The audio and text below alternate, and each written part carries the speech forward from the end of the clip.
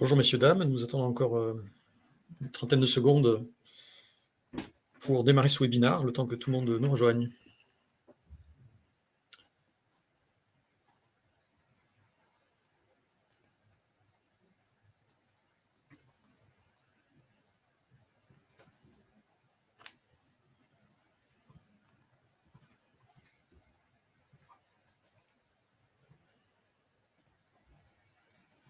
Voilà. Mais écoutez, bienvenue à tous. Je suis Emmanuel Pen. Je suis très heureux aujourd'hui d'animer ce nouveau webinaire de la société Aaron, qui aujourd'hui porte sur comment accélérer le déploiement de vos études ICRF ou IPRO. Voilà, donc ce webinaire va porter notamment sur l'outil que nous proposons avec Aaron, qui s'appelle le Studio, et qui permet en fait en complète autonomie de pouvoir de vous permettre de paramétrer une étude, un ICRF, un IPRO. Voilà, nous allons voir tout cela et comment donc notre plateforme technologique vous permet d'accélérer du coup la mise en œuvre de vos études et le design de vos études. C'est un webinaire qui dure environ une demi-heure avec les questions-réponses à la suite, bien entendu.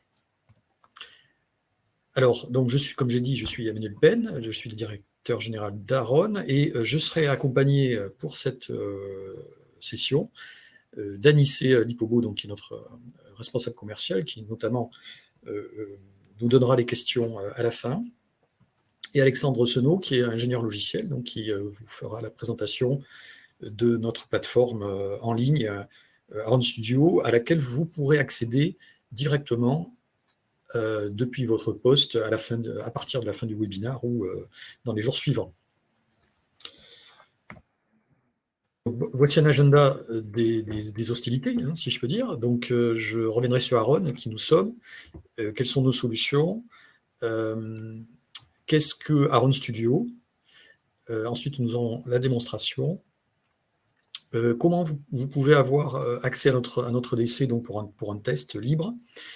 Ensuite, je vous donnerai aussi les différentes formules de souscription ou d'abonnement que nous avons. Et enfin, nous passerons aux questions-réponses. Voilà.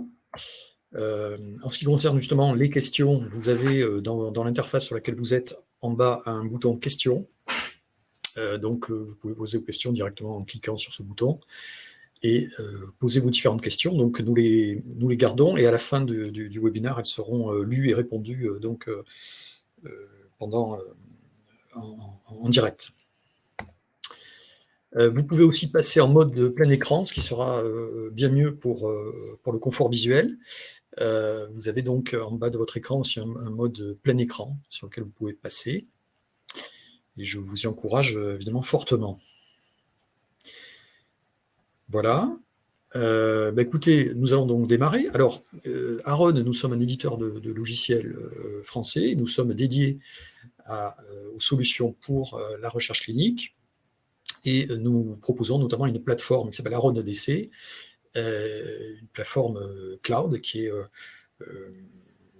certifiée HDS, donc hébergée en HDS, et qui répond donc aux différents niveaux de conformité réglementaire nécessaires. Et cette plateforme permet donc de mettre en œuvre des études cliniques, des études observationnelles ou interventionnelles, en ICRF ou en IPRO, indifféremment. Alors, justement, quelles sont les différentes gammes de notre brique de notre solution? Donc, vous pouvez, grâce à notre plateforme, mettre en œuvre un projet, une étude donc, de type ICRF, et vous pouvez aussi mettre en œuvre une étude de type IPRO. Vous pouvez d'ailleurs avoir une étude ICRF avec ensuite un IPRO ou plusieurs IPRO qui sont reliés à cette étude. Nous avons donc Aaron Studio, qui est l'outil de design en fait, des différentes études que nous allons vous présenter aujourd'hui et que vous pourrez utiliser librement en suivant pour vos tests. Nous avons aussi Aaron API qui vous permet de connecter en fait vos autres études ou vos autres bases de données à notre solution. Et nous avons bien entendu des services d'accompagnement, que nous pouvons vous proposer à la suite.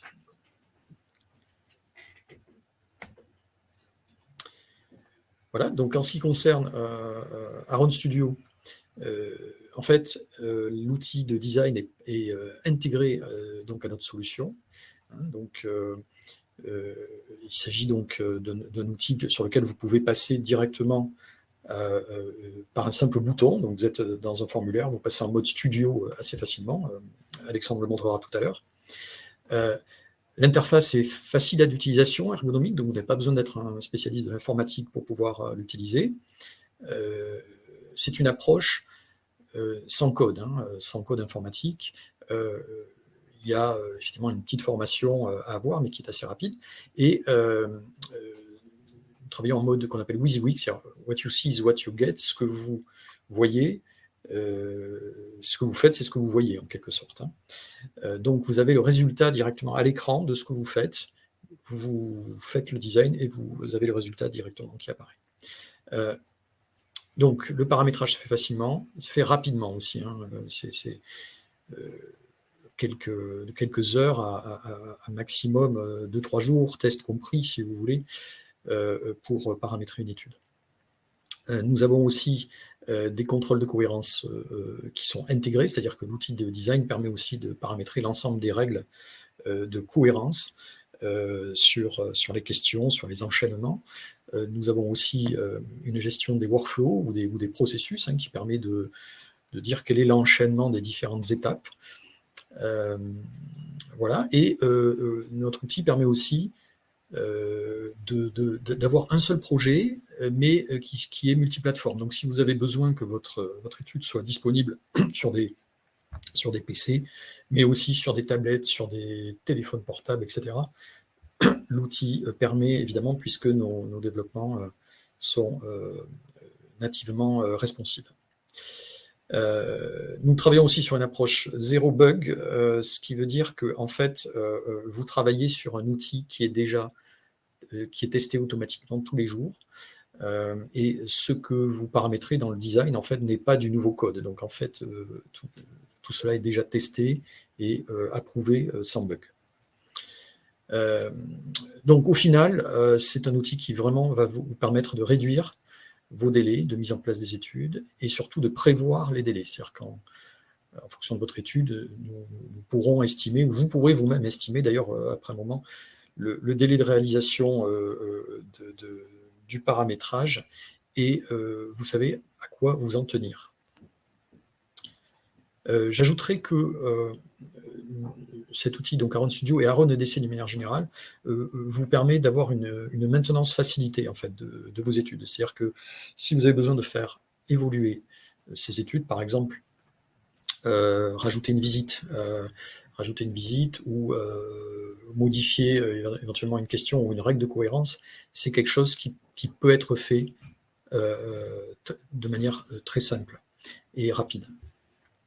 Donc l'évolutivité est à prendre en compte aussi. Voilà, donc nous arrivons maintenant à la partie démonstration. Je vais laisser la parole à mon collègue Alexandre. Alexandre, c'est à toi. Bonjour à tous, donc Alexandre Senot, comme vient de le dire Emmanuel, je suis ingénieur logiciel chez Aaron et je vais vous présenter donc notre plateforme et notamment trois points en particulier. Donc comment on s'inscrit sur cette plateforme, puisque vous aurez la possibilité de vous inscrire après ce webinaire. Comment on design une étude une fois qu'on s'est inscrit, et puis on va, dans cette étude qu'on aura designée ensemble, créer un patient pour tester un peu tout ce qu'on a fait, et vous montrer un peu ce que ça implique derrière. Voilà. Donc je vais commencer par m'inscrire. Donc pour s'inscrire, j'étais sur la page de connexion, on clique sur le bouton inscription, jusque-là, rien de nouveau pour vous. Alors je vais rentrer mon adresse email. Voilà, aaron.com, mon prénom, mon nom de famille, et puis la structure de laquelle je fais partie. Je valide. Donc là, le système est dans un état intermédiaire. Il me demande de valider la création de mon compte. Pour ça, il m'envoie un code de vérification unique par mail. Donc je rentre ce code-là. Hop. Je clique sur Sign In. Et voilà. Donc là, je suis connecté. Mon compte a bien été créé. Vous pouvez voir, vous êtes sur la page donc avec la liste des études. Cette liste des études, pour l'instant, elle est vide. On va créer une nouvelle étude ensemble et puis vous avez donc un quality desk qui vous permet de suivre un peu en temps réel les développements qui sont faits sur notre outil, notamment pour suivre vous aussi de votre côté la bonne marche des développements. Donc créons une nouvelle étude, on va nommer cette étude démo webinar 0906, 0906, enregistré, voilà.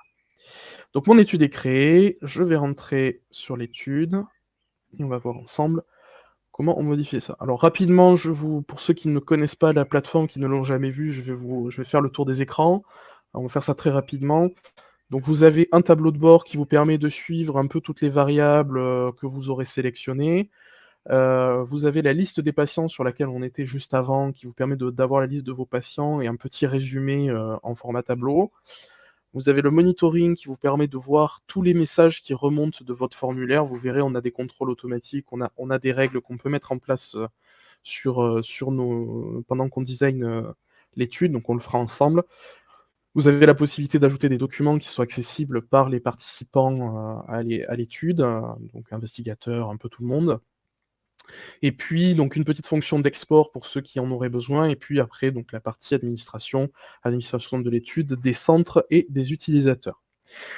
Donc, revenons sur la liste des patients. Vous voyez qu'on vous a créé par défaut un petit centre de test. Voilà, il sera toujours possible de geler ce centre-là pour ne plus pour ne plus l'utiliser, hein, ça, il n'y a pas de souci. Et puis, on vous a créé un patient de test aussi, pré-rempli, avec quelques petits éléments. Donc là, je suis rentré sur le patient en cliquant sur le bouton CRF. Vous arrivez donc sur la dernière visite remplie. Donc là, on voit qu'on a quelques questions. Le patient est-il inclus? La date à laquelle il a été inclus, on l'a pré-rempli pour vous, pour que vous ayez tous les éléments à la première création. Voilà. On va rentrer en mode studio. Je vais vous montrer. Donc là, vous voyez, on est dans une étude qui est anglais-français, hein. Les études sont par défaut en anglais et en français, avec l'anglais comme langue par défaut. Alors la langue se met en place en fonction de votre navigateur, hein, a priori vous n'avez pas d'action immédiate à faire là-dessus. Là je vais rentrer en mode studio, et on va rentrer dans notre champ là. Je vais vous montrer rapidement. Vous voyez, quand plusieurs langues sont définies sur une étude, vous avez la possibilité, et même il faut rentrer donc tous les intitulés en français et en anglais, hein. Vous pouvez voir, voilà, un petit sélecteur, vous pouvez rentrer dans les deux langues. Pour des questions de rapidité, nous, on va, pour pas vous prendre trop de temps non plus, on va faire une petite modification sur cette étude par défaut, et on va la passer en français uniquement. Donc pour ça, je suis rentré sur la page de synthèse. Vous voyez, on a nos pages qui sont ici. Donc là, la visite de synthèse, pardon. On a la possibilité donc de modifier les options de l'étude et les workflows. Donc ce qu'on va faire, nous, c'est qu'on va modifier les options de l'étude. Donc je clique sur options de l'étude, je clique sur le petit bouton modifier, et je vais supprimer la langue anglaise et me mettre en langue par défaut en français. Voilà, on utilise toujours les petites abréviations, hein, pour les langues, c'est beaucoup plus simple. Enregistrer, voilà. Donc là, mon étude est uniquement en français. Donc ce qu'on va faire, c'est juste qu'on va recharger la page pour que l'interface se mette bien à jour avec nos modifications. Donc là, on a bien notre sélecteur de langue qui a disparu, puisqu'on n'a plus qu'une langue de disponible, qui est le français. Je reviens sur ma visite d'inclusion, et on va rentrer tout de suite dans le vif du sujet. On va aller modifier notre formulaire. Donc pour ça, je passe en mode studio. La première chose qu'on va faire, c'est ajouter une variable de consentement, hein, pour dire que notre patient a consenti à participer à l'étude. Donc on va juste mettre une date de consentement. On va considérer que c'est un consentement indirect. Donc l'intitulé, donc date de consentement. C'est une date qui n'est pas incomplète, hein, on veut année, mois, jour, et on va dire qu'elle est obligatoire. Voilà. Donc ça, c'est la première chose, prérequis. Ensuite, on va rentrer un autre item on va appeler inc01, ça va être un critère d'inclusion. Donc, on va demander si le patient participe à l'étude, hop, patient acceptant, pardon, de participer à l'étude. Ce qu'on va faire, c'est qu'on va créer une petite section, c'est-à-dire on va créer un bloc pour afficher cette question séparée des autres, et on va, donc je clique sur changer de section, nouveau nom de section, et puis on va appeler cette section critères d'inclusion. Cette question, c'est un oui/non, et elle est obligatoire. Et alors ce qu'on va faire, c'est qu'on va mettre un petit critère de visibilité. On va dire que cette question n'est visible que si consdate, la variable de consentement, a été renseignée. Voilà. Donc on met 2 points d'exclamation avant, c'est pour transformer la valeur en booléen. Pour ceux qui ont un peu développé, hein, c'est des pratiques courantes en développement. J'enregistre, et donc là, ma question n'apparaît pas. C'est tout à fait normal, on peut tester en mode studio. Voilà, si je rentre à la date d'aujourd'hui, la date de consentement, on voit que mes critères d'inclusion apparaissent. Donc on va le laisser comme ça. On va ajouter un critère d'exclusion. Voilà. Donc le patient participant déjà à notre étude. De la même manière, vous voyez la section courante, là on est dans critères d'inclusion, on va changer cette section et on va la nommer critères d'exclusion. Comme pour le critère d'inclusion, c'est un oui/non. C'est une question qui est obligatoire et qui ne sera visible que si consdate a été renseigné. On enregistre, donc là on a bien notre critère d'inclusion, notre critère d'exclusion. Donc maintenant qu'on a tous nos critères d'inclusion, d'exclusion, ce qu'on va faire, c'est qu'on va transformer la petite question d'inclusion, ce patient est-il inclus, en question calculée. C'est-à-dire que le système va calculer automatiquement si le patient est bien inclus en fonction des critères d'inclusion et d'exclusion. Donc pour ça, hop, je vais la descendre tout en bas de la page, comme ça, elle ne perturbera pas nos utilisateurs. Je vais lui donner une section que pour elle. Donc on va l'appeler inclusion patient. On ne change pas le type, voilà, case à cocher. On va dire qu'elle est obligatoire, et puis on va ajouter, on va dire que c'est un champ calculé. Alors, voilà. Et donc, le champ, il va se remplir de telle manière que si on a rempli la valeur de consdate et que notre variable d'inclusion est vraie, et que notre variable d'exclusion est fausse, alors on va cocher la case de la question, sinon on va la décocher. Ça, vous aurez l'occasion de voir, hein, quand vous commencerez à designer des études, les différents accessoires qu'on a comme ça. On va juste ajouter un petit commentaire. On a la possibilité sur nos champs d'ajouter des classes spéciales. Donc là, par exemple, je vais ajouter la classe. Donc les classes s'ajoutent entre accolades et commencent par un point pour les séparer. Je vais ajouter no specials qui nous permet de ne pas afficher de valeur spéciale pour ce champ. Voilà. Obligatoire, ok.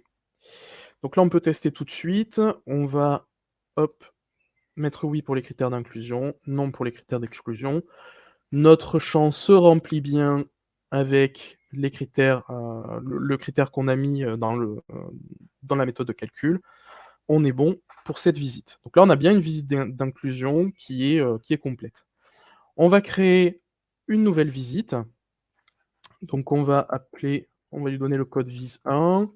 On va l'appeler visite V1, et puis on va changer la variable de date. Alors vous avez la possibilité sur toutes les visites de définir quelle variable va être utilisée pour dater la visite. Donc là, je vais mettre visDate. Vous allez voir, on va la créer juste après. Pour l'instant, je ne mets rien. Si jamais vous ne remplissiez pas ce champ, que vous vouliez revenir dessus, c'est tout à fait possible, hein. On peut modifier les visites qui ont été créées. Voilà, j'accepte. Donc on a bien la visite V1 qui a été créée, elle a été instanciée. Je vais ajouter 2 pages ici, donc PVS pour Patient Vital Signals. Donc là, on va appeler ça examen clinique en français. On va ajouter une seconde page qu'on va appeler PDM pour Patient Démographie. Donc là, données démographiques. On enregistre. Donc mes 2 pages sont créées. Dans cette première page examen clinique, on va ajouter 4 champs. Donc déjà notre variable de date pour dater notre visite. Donc on va l'appeler visDate, comme spécifié avant. Hop. Date de visite. On va pas mettre de section courante, et puis donc c'est une date, rien de bien compliqué.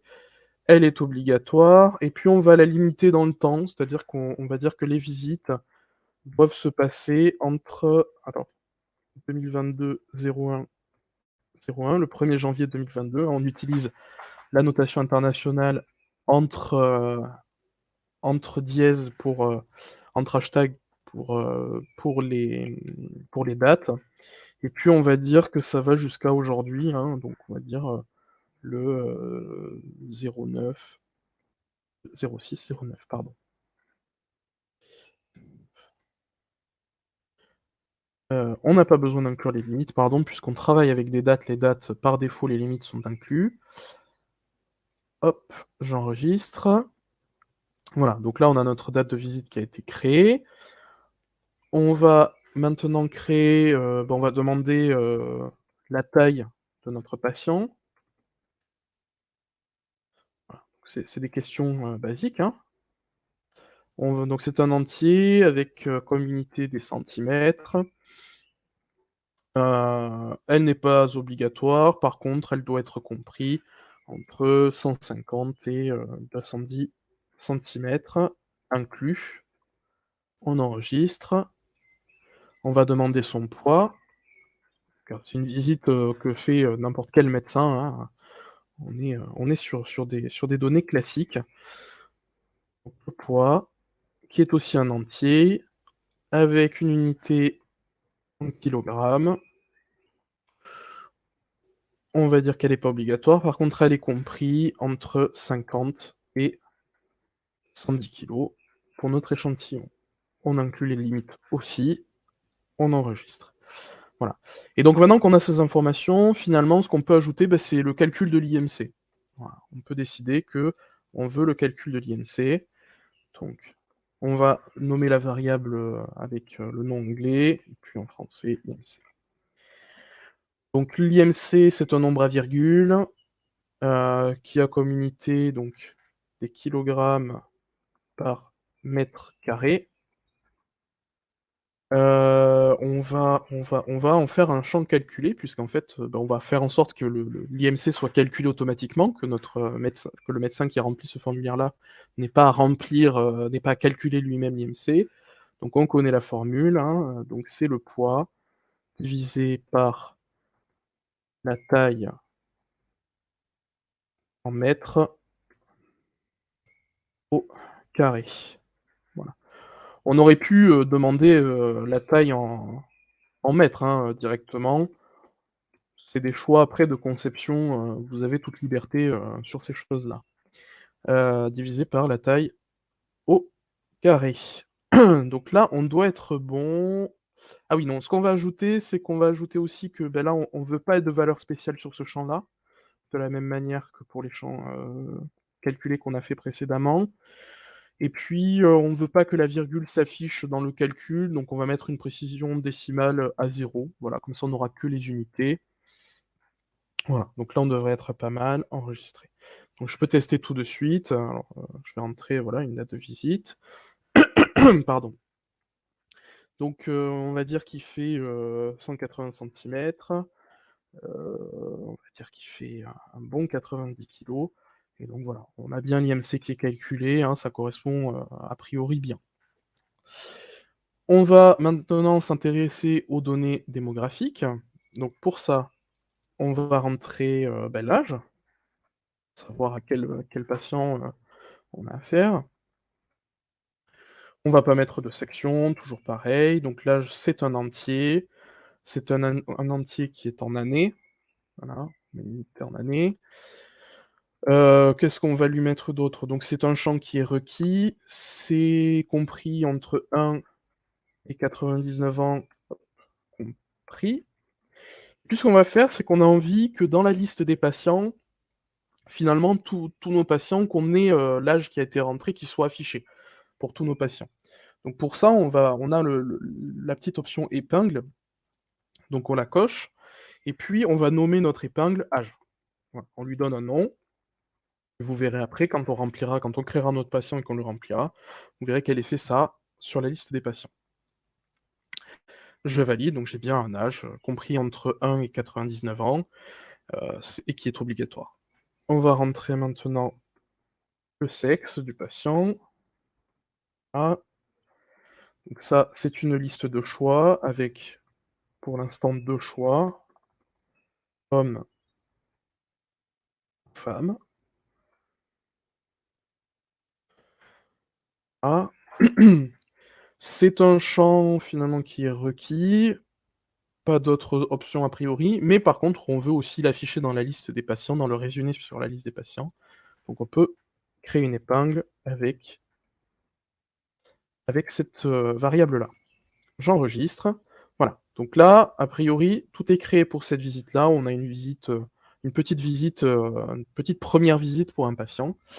Et on va en créer une dernière pour vous montrer que quand on a fait une page comme ça, ben finalement, on peut les réutiliser. On n'est pas obligé de recréer la page à chaque fois. Donc ce que je vais faire, c'est que je vais recréer une visite. Je vais l'appeler FUP pour Follow-up Visit. Visite de suivi en français. Je vais réutiliser la même variable de date que tout à l'heure, hein, visDate. Et puis, en fait, ce que je vais faire, c'est que je vais importer, vous voyez là, on a des pages, je vais importer la page Patient Vital Signs, PVS, qu'on a créé tout à l'heure, qui contient la variable visDate. Voilà, je l'importe, je vais enregistrer, et donc j'ai bien ma visite de suivi qui a été créée avec mes variables créées tout à l'heure. Voilà. Donc là, on a une petite étude qui est créée, et il reste finalement qu'une seule chose à faire, c'est de définir dans quel ordre ces visites-là vont apparaître pour nos patients ou pour nos utilisateurs. Puisque là, on a juste créé les visites, on n'a pas donné d'informations sur leur manière de se comporter. Donc pour ça, je vais aller dans la synthèse et puis je vais modifier le workflow de mon étude. Donc là, on voit que les deux visites que j'ai créées, visite V1 et visite de suivi, elles sont classées dans les visites auxiliaires. Les visites auxiliaires, c'est des visites que vous pouvez ajouter un peu n'importe quand dans l'étude, par exemple des examens cliniques ou des résultats de biologie, voilà, c'est des choses qu'on peut utiliser tout le temps. Donc on n'a pas trop envie que ces visites-là soient dans soit de ce type-là, pardon. Donc pour ça, voilà, j'ai cliqué sur le bouton modifier le workflow, et ce que je vais faire, c'est que là on voit que j'ai visite examen auxiliaire, je vais enlever ces deux visites d'ici, et ce que je veux, c'est que quand on crée un nouveau patient, on remplisse d'abord la visite d'inclusion, puis on remplisse une fois seulement la visite V1. Donc donc on les met dans les visites initiales, ce qui fait qu'on ne les remplira qu'une fois à la création du patient. Voilà. Et puis, les visites de suivi qu'on a créées, on a envie de pouvoir les ajouter tout au long du suivi du patient. Donc, je vais ajouter visite de suivi ici. On ne modifie pas le reste, a priori, on n'a pas besoin pour l'instant. On a bien les process qui sont disponibles pour cette étude. Donc, on peut remplir les formulaires, les signer, faire des requêtes, faire des queries, et puis checker les valeurs qui ont été rentrées. Voilà, c'est du classique. J'enregistre. Donc là, on a bien mes visites initiales, avec l'enchaînement des visites, les visites de suivi. A priori, on est bon. Donc, finalement, maintenant, je peux quitter le mode studio, puisque j'ai réglé un peu tout ce que je voulais régler. Je pourrais revenir dans le mode studio, hein, si j'avais d'autres choses, des choses qui ne me plaisent pas, que je voulais refaire. Donc bon, ce patient, on va le laisser comme ça, c'est le patient sur lequel on a travaillé. On pourrait le remplir, hein, entièrement, ça poserait aucun souci. Mais tant qu'à faire, autant voir le déroulé complet de nos visites. Donc on va créer un nouveau patient. Donc je suis revenu sur la liste des patients ici. J'ajoute un patient. Donc là, on voit qu'on arrive sur la visite d'inclusion. Voilà, la visite d'inclusion, elle est obligatoire. Donc en fait, on voit que tant qu'on n'a pas rempli tout ce qu'il faut, le patient ne sera pas enregistré. Donc je vais remplir la date d'inclusion, on va remplir la date de consentement, on va dire que le patient accepte de participer à l'étude, qu'il ne participe pas à une autre étude. Voilà. Le patient est bien inclus, et là, je vais, en tant qu'investigateur, je vais signer ce formulaire. Donc j'ai reçu un code par email, je rentre ce code-là, je signe. Voilà. Là, on a bien notre visite qui est signée. Et vous voyez, là, finalement, maintenant que j'ai fait ma visite d'inclusion, avec ce qu'on a défini dans le workflow, je ne peux ajouter qu'une visite V1. Voilà. C'est le déroulement logique de notre étude. Donc j'ajoute ma visite V1, voilà, elle se crée. Je vais renseigner la date de visite. On va s'inventer un patient qui fait 1m70, 65 kg, voilà, qui a, admettons, 35 ans, et puis qui est une femme. De la même manière, je vais signer ici, voilà.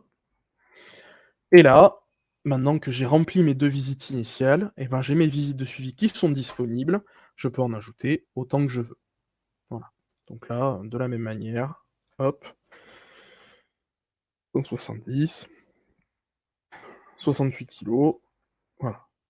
Je peux la signer comme les autres, voilà. Donc là, a priori, notre patient fonctionne bien, tout se remplit bien, on a un bon enchaînement des visites, voilà, on peut encore ajouter des visites de suivi. Si on revient sur le tableau de bord, on voit que j'ai 2 patients qui ont été inclus à la date du 9.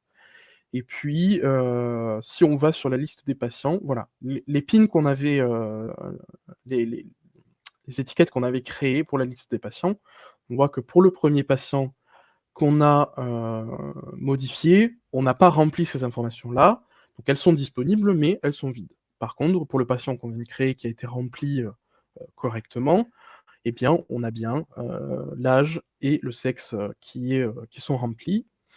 Et puis, on a ajouté un certain nombre de contrôles automatiques. Alors, le patient 2, on a bien tout rempli comme il fallait, donc on n'aura pas de message a priori qui remonte sur ce patient-là. Par contre, si on considère le patient 1, il y a plein de choses qui étaient obligatoires qu'on n'a pas remplies. Donc, quand je vais dans le monitoring, vous voyez, là, mon patient 1, donc sur le centre test 01, dans la visite de suivi examen clinique, on devait renseigner la date de visite. Cette date de visite n'a pas été renseignée. Voilà. On pourrait n'afficher que les contrôles automatiques. Voilà. On a bien value is required. On peut cliquer dessus. On arrive directement à l'endroit où on aurait dû remplir les informations.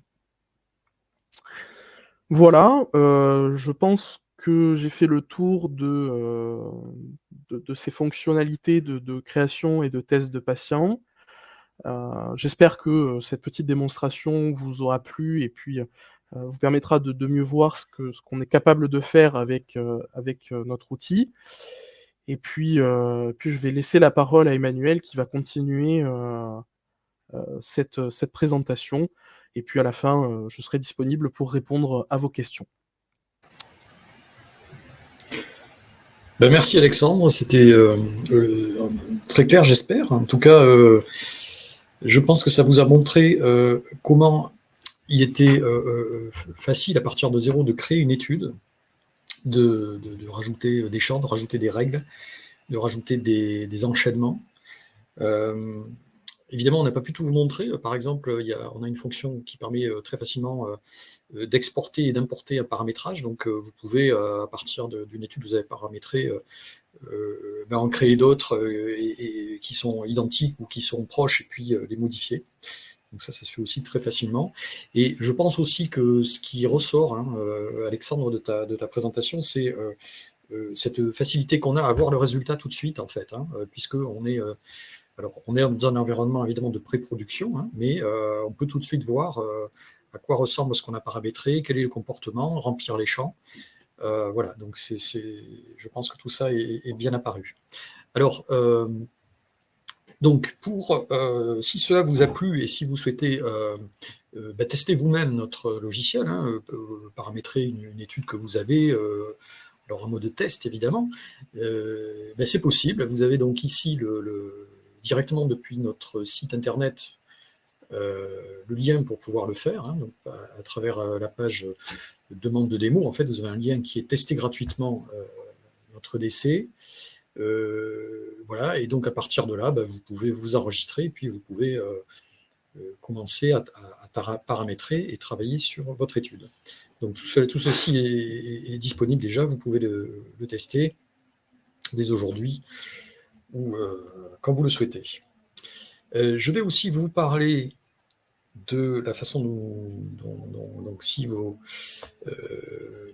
je dirais notre outil vous convient et si vous souhaitez l'utiliser, nous avons plusieurs systèmes d'abonnement et des systèmes à la carte, hein. Donc vous avez la partie test dont j'ai parlé que vous pouvez déjà utiliser. C'est un environnement que vous pouvez utiliser, en tout cas avec le compte dans lequel vous êtes, avec lequel vous êtes enregistré, que vous pouvez utiliser pendant 2 mois. Et vous avez accès à toutes les fonctionnalités, en fait, hein. La seule limitation, c'est un nombre de personnes, c'est-à-dire de patients, en fait, hein, à 50. Et vous avez un seul compte utilisateur, un investigateur et un coordinateur. Et aussi un seul centre. Mais après, tout le reste, enfin, toutes les fonctionnalités sont disponibles, donc vous testez différentes fonctionnalités, le tableau de bord, les workflows, les exports, etc., l'audit trail, bien entendu. Voilà, vous avez accès à tout. Ensuite, donc, on a des packs standards d'abonnement, hein, vous voyez, donc monosite, multisite, multi-études, hein, avec une valeur à partir de 400 € par mois, par exemple, pour le monosite.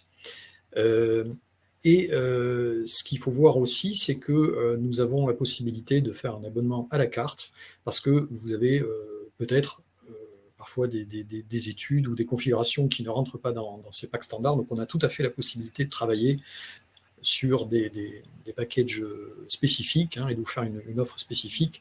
Si par exemple vous avez une étude qui avec très peu de patients, mais qui est sur plusieurs centres, on a tout à fait la possibilité de vous proposer des packs en dehors de ces blocs standards. Voilà, donc j'espère que ça vous a donné envie d'essayer notre plateforme, déjà. Bien entendu, nous sommes à votre disposition pour répondre à toutes questions sur ces aspects, on va dire, abonnements et commerciaux. Mais avant tout, on va essayer de répondre à vos questions, on va dire, un peu plus techniques ou d'ordre général sur ce que vous avez posé durant ce webinaire. Et je vais me tourner donc vers Anissé, qui va nous poser donc les différentes questions et auxquelles nous allons essayer de répondre. Oui, bonjour Emmanuel. Merci en tout cas Alexandre pour la présentation. Nous avons donc plusieurs questions qui fusent, qui arrivent. Et durant le webinaire, il y a eu pas mal d'échanges, notamment dans le chat, voilà, avec Yves et les participants. Donc, les questions sont de plusieurs ordres. Certaines ont déjà reçu des réponses dans le chat, mais dans tous les cas, on pourra y revenir voilà, post-webinaire. Et sachez que toutes vos questions auront une réponse, que ce soit maintenant, ou après. En tout cas, si le temps est trop court pour y répondre, nous reviendrons vers vous après. Alors, plusieurs questions. Je viens avec une première question donc, de François Régnier, qui est celle-ci. L'IPRO ressemble à ce que vous venez de nous montrer. Est-ce que l'IPRO ressemble à ce que vous venez de nous montrer? Oui, oui, effectivement. Alors, comme j'ai dit tout à l'heure en introduction, pour nous, il s'agit de la même plateforme, on va dire, hein. Donc, un IPRO est en fait un jeu de paramétrage particulier qui permet notamment à des patients de pouvoir se connecter directement et pouvoir répondre à une étude observationnelle, par exemple, ou à une autre étude, hein. Donc, en termes de visuel, si c'est votre question, en tout cas, c'est effectivement le même type de visuel. Il y a des workflows différents, il y a un paramétrage un petit peu différent. Et on va retrouver dans l'ePro la possibilité, par exemple, qu'un patient se connecte depuis, par exemple, son smartphone, avec éventuellement aussi une procédure de e-consent qui peut être aussi ajoutée à l'ePro. Voilà. Donc, c'est la même plateforme et c'est le même visuel, mais un jeu de paramétrage différent. Alors, j'ai des questions qui se recoupent, notamment de Aurélie et de Sandrine, qui, à propos de l'audit trail. Donc, Aurélie demande s'il y a un audit trail et Sandrine de savoir où se trouve l'audit trail. Question donc pour Yves ou Marie-Christine, selon. Oui, bonjour. Oui, en effet, l'audit trail est présent. Nous sommes complètement conformes 21 CFR Part 11. Alors, pour accéder à l'audit trail des données, il suffit de cliquer sur le libellé de la donnée et vous arriverez sur toute la trace de l'audit trail des actions qui ont été effectuées. Tout est tracé, hein, que ce soit les modifications des données, les queries posées sur les données, enfin toute action est tracée. Très bien, merci Marie-Christine. Alors, d'autres questions. Là, j'ai une question de Olivier qui demande s'il y a un module pour la partie supply et shipment. Et il y avait également une question de Anan concernant la randomisation. Y a-t-il un module de randomisation? Donc, je vais laisser Yves, enfin peut-être Yves et Marie-Christine répondre. Yves, Oui, alors le module de randomisation est en cours de développement. Voilà, on avait une ancienne solution avec un module de randomisation. On a récupéré tous les algorithmes et on est en train de les porter sur cette nouvelle application. Voilà, et concernant la supply chain de l'IWRS, en gros, non, ce n'est pas le cas aujourd'hui. Notre solution aujourd'hui ne permet pas effectivement de gérer tout ce qui est supply. Par contre, c'est quelque chose effectivement qui est envisagé à moyen terme. Donc, c'est un projet sur lequel nous pouvons éventuellement travailler ensemble si vous êtes intéressés. Merci Emmanuel. Alors, une autre question de Sandrine. Les exports sont sous quel format? C'est une question qu'a posée également Aurélie, il me semble. Sous quelle forme sont les exports et peut-on importer Medra? Marie-Christine, Yves? Alors aujourd'hui, les exports sont en standard en CSV, mais tout autre export format sont possibles. Et pour la question du Medra, aujourd'hui, nous n'avons pas encore cette fonctionnalité qui devrait être disponible d'ici quelques temps.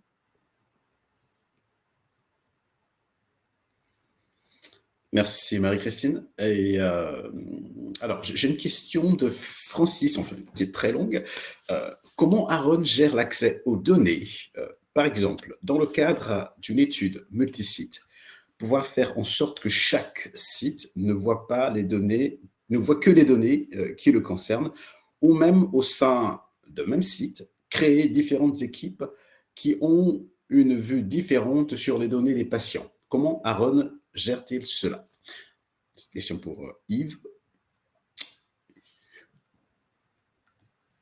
Vous avez, lorsqu'on déclare un utilisateur, il a accès au site auquel on lui donne accès. Donc ça peut être un ou ça peut être plusieurs en fonction de son rôle. Merci Yves. Une question pour Anan, de Anan, pour Yves ou Marie-Christine. Peut-on gérer les copier-coller sur Aaron? Oui, bien sûr. Là Alexandre a taper chaque libellé, mais vous pouvez très bien avoir un document à côté et faire des copier-coller, sans problème, à l'intérieur du studio, il y a aucun souci. D'accord. Alors, il y a plusieurs questions. J'essaie de les trier toutes. Elles arrivent en même temps. Alors, j'ai une question de Dominique. Euh, Comment la signature des formulaires, concernant la signature des formulaires par les investigateurs, cela peut-il se faire qu'en une seule fois ou à la fin de l'étude ou du suivi des patients? Alors oui, en effet, ce n'est qu'un paramétrage. En fait, là, dans la démo, vous avez vu le paramétrage standard qui consiste à faire une signature à chaque fin de visite, mais vous pouvez, grâce justement au paramétrage, on ne l'a pas vu, mais c'est possible au niveau du workflow, définir quelles sont les pages, enfin, quelles sont les visites à signer, ou alors vous pouvez paramétrer une page spécifique de signature globale que vous allez placer en fin d'étude, en fin de votre workflow et qui ne sera donc signé qu'à la fin de votre enfin, tout dépend ce que vous voulez faire. Mais en tout cas, tout est paramétrable au sein du studio. Merci, Marie-Christine. Alors, une autre question de Francis qui souhaite savoir comment déployer un projet sur plusieurs plateformes, smartphone, tablette, par exemple. Oui, je peux peut-être Oui. répondre là-dessus. Hein. En fait, l'outil, donc nous proposons un studio qui est un outil cloud, permet de créer, de designer des études qui sont ensuite, qui peuvent être accédées depuis justement n'importe quel appareil, en fait. Hein. Donc on est sur des interfaces dites responsives. Donc votre paramétrage en fait de Nipro, par exemple, va s'adapter automatiquement au smartphone d'un patient ou d'un investigateur ou la tablette d'un investigateur. Donc le déploiement est extrêmement simple. Alors concrètement, comment on déploie imaginons, ça peut être des patients, ça peut être, on peut donner un QR code par exemple à un patient qui se connecte ensuite par son smartphone et par le QR code, il accède directement à l'application. On est sur un type d'application sur les smartphones qui est ce qu'on appelle un PWA, hein, Progressive Web Apps, qui en fait permet d'avoir la même interaction qu'une application, hein, qu'une app de iPhone ou Android, par exemple. Donc c'est la même interaction, la même richesse d'utilisation. Mais par contre, vous n'avez pas besoin justement d'aller dans le store d'Apple ou d'Android pour télécharger quelque chose. C'est un simple lien qui permet d'y accéder. En fait, hein. Et donc ce lien, je vous dis, vous pouvez le recevoir par email, vous pouvez le scanner en QR code, c'est très simple. Donc le déploiement, c'est encore un gros point fort, je pense, de la solution. Se fait simplement. Alors après, dans certains cas, vous pouvez avoir envie de fournir des tablettes, par exemple, à vos patients, mais c'est la même chose, c'est-à-dire que le plus compliqué, finalement, ça va être de trouver les tablettes et de les personnaliser ergonomiquement pour vos patients, mais après, la partie applicative, à partir du moment où on a une connexion Internet, elle est très simple. Il s'agit finalement d'un lien et d'un raccourci auquel nous accédons. Merci Emmanuel. Alors il y a énormément de questions et Yves fait pas mal de réponses aussi écrites. Dans tous les cas, sachez que vous aurez une synthèse de cet échange questions-réponses qui sera diffusé post-webinaire. Alors deux questions qui vont ensemble. Lorsqu'une étude est lancée, lorsqu'un projet est lancé, peut-on modifier le questionnaire en cours d'étude ou bien peut-on ajouter une fonctionnalité sur un projet qui est en cours parce que des fois on peut se rendre compte qu'au cours d'une étude, voilà, il y a une question qui est mal comprise. Est-ce qu'on peut la modifier pendant l'étude? Comment ça se passe précisément? Donc, question pour Yves ou Marie-Christine. Alors, la question c'est, est-ce qu'on peut ajouter une fonctionnalité, c'est-à-dire, une option qui n'existerait pas ou modifier le contenu du CRF, modifier une question du CRF? En fait, c'est les deux. Ah, d'accord. Alors moi, je peux répondre pour la question du CRF, il n'y a pas de souci. On peut la modifier en cours d'étude. Après, tout se fait de toute façon en pré-prod, hein, toutes les modifications et après, bien sûr, il faudra juste, à faire le passage en prod une fois que ce sera validé et pour les fonctionnalités, Yves, tu peux peut-être me confirmer, mais c'est possible, via, un développement spécifique si l'évolution enfin, si cette option n'existe pas et si elle rentre dans du standard. Mais, tu peux me confirmer s'il te plaît, Yves? Non, bien, enfin, moi, il me semblait avoir compris la question. En fait, c'était effectivement comment on fait évoluer le CRF après sa première version. Après, voilà, nous, on propose, le produit propose un ensemble de fonctionnalités. Elles sont extensibles dans une certaine mesure, puisqu'il y a une API programmatique qui peut vous permettre de développer des extensions au CRF. Mais bon, a priori, pour moi, la question, c'était comment on fait évoluer le CRF dans le temps? Eh bien, on revient sur le studio, on modifie, et puis le passage en prod, effectivement, on ne vous l'a pas montré là, il y a un export du CRF, puis un import sur le système de production. En fait, le système de là où vous développez, où vous allez vous inscrire et développer vos études, ça n'est pas le système de production. Hein, le système de production, il n'y a pas de mode studio dessus, parce qu'on ne peut pas modifier l'étude comme ça. Donc, on travaille en développement sur la plateforme qu'on vient de vous présenter, et une fois que vous souhaitez passer en production, eh bien, il y a une procédure d'export du système du studio et import dans la production, qui est très simple. Hein, c'est vraiment export un fichier et on importe ce fichier. Voilà. Et on peut le faire plusieurs fois, c'est-à-dire que s'il y a une première version, puis une deuxième version, puis une troisième version, eh bien, à chaque fois, on développe sur le studio et on exporte et on réimporte sur le système de production. Voilà. Merci Yves, Marie-Christine. Alors, d'autres questions continuent d'arriver. Bon, enfin, il y a Sandrine qui vient de poser une question concernant donc les queries, mais je vois que ça échange pas mal sur le chat. Donc, c'est comment gère-t-on les queries et comment pouvons-nous les poser et les gérer dans le logiciel? De la même façon que pour l'audit trail, vous allez pouvoir cliquer sur le libellé, de la question, et enfin je parle des queries manuelles, hein, bien sûr, et vous allez pouvoir ajouter des queries quand vous êtes ARC, enfin bien sûr l'ARC ou le DM et vous allez ajouter une query.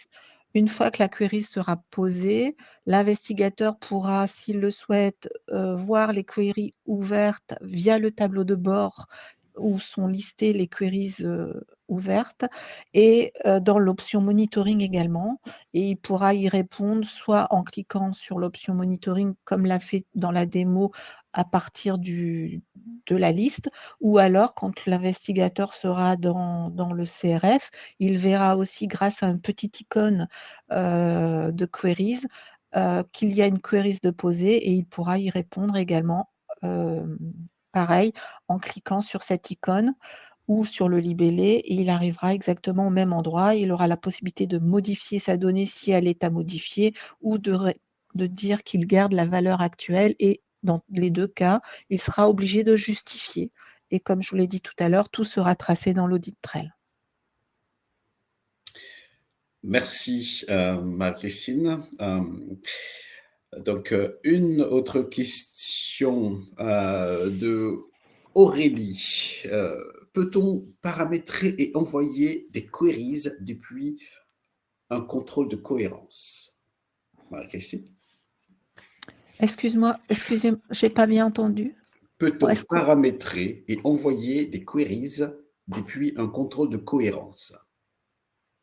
Alors, on fait les contrôles de cohérence, dès que la valeur saisie ne répond pas à ce contrôle, il y a justement, tout de suite directement dans la page, dans le formulaire, un message qui s'affiche, c'est-à-dire la DCF s'affiche, ce qui correspond à une queries automatique, on va dire, hein, puisque c'est fait directement et l'investigateur peut y répondre directement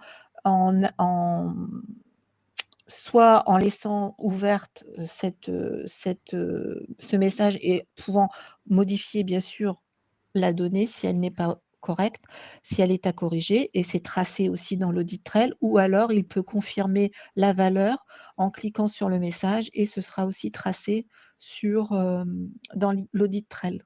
Voilà. Et ces DCF, elles sont accessibles au même titre que les queries par l'écran de monitoring. Voilà, exactement. Merci Marie-Christine et Yves pour vos réponses très claires. Alors, nous arrivons au terme de notre webinaire. Hein. Encore une ou deux dernières questions. On va prendre une question de Anan. Alors, je vais le lire. Concernant donc, la gestion des rôles de data manager, visibilité du groupe de randomisation du moniteur, qui peut ajouter, gérer ou gérer des queries, ceux qui peuvent ou non éditer des champs, ou qui peut, oui ou non, éditer des champs type data entry, users, et tout, etc. En gros, comment sont répartis, distribués les droits, en fait, hein, sur l'outil, sur la solution. Mais c'est bien, c'est un peu comme pour la question sur les sites tout à l'heure, c'est-à-dire que quand on crée des utilisateurs, on leur affecte des habilitations. D'accord. Très bien. Eh ben, merci. Je pense qu'on arrive au terme de cet échange, de ce webinaire. Hein. On est à 3 minutes donc, de l'heure convenue. Alors, oui, Anissé, si tu permets, je voudrais juste revenir rapidement sur une question de Francis hein, sur les Protected Health Information. Oui. Voilà. Juste pour préciser, alors bien entendu, Francis, on pourra vous y répondre si vous souhaitez en privé, hein, pour bien comprendre exactement ce que vous souhaitez, mais grosso modo, les données, tout d'abord, sont dans un environnement hyper sécurisé, puisqu'il s'agit d'un hébergement en norme HDS certifié sur les 6 points de la certification, donc les données sont sécurisées. Mais après, ce qu'il faut voir, c'est qu'effectivement, certaines données, par exemple les données d'identification des patients, qui peuvent être enregistrées, par exemple, dans le cadre d'un processus d'inclusion ou de recrutement, ces données-là pourront n'être accessibles à personne. D'accord ? Donc, on pourrait tout à fait imaginer que l'investigateur, lui, n'y ait pas accès, à part lorsqu'il recrute le patient, mais qu'ensuite, cette information ne soit plus disponible.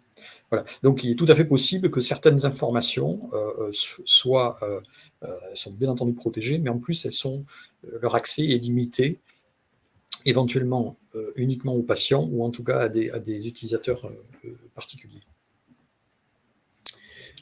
Merci Emmanuel. Alors j'aimerais remercier en tout cas tous les participants, ceux qui ont activement posé des questions, Yves qui était très actif derrière pour répondre dans le chat, et aussi Anan, Francis qui ont interagi parfois en répondant aux questions ou en partageant des liens pour répondre aux questions des autres participants. En tout cas, merci à vous. Tous ces échanges seront, bien entendu, comme je vous l'ai dit, regroupés, consignés, mis en forme et partagés à l'ensemble des participants. Donc, je rends la parole à Emmanuel pour clôturer ce webinaire. Merci à tous. Je vous en prie, moi aussi, donc je voudrais vous remercier. Donc, vous rappelez que vous pouvez d'une part tester notre solution directement, comme on l'a dit, à partir de notre site internet, en mode test. Vous pouvez aussi nous contacter pour des questions commerciales ou autres, et notamment contacter Anissé, qui est notre responsable commercial. Voilà ce que je peux vous dire. Donc j'espère que ce webinaire vous a intéressé. A priori, vu le nombre de questions, oui. Voilà, donc je ne peux que que me réjouir de votre intérêt. Je voudrais remercier aussi donc les différents intervenants.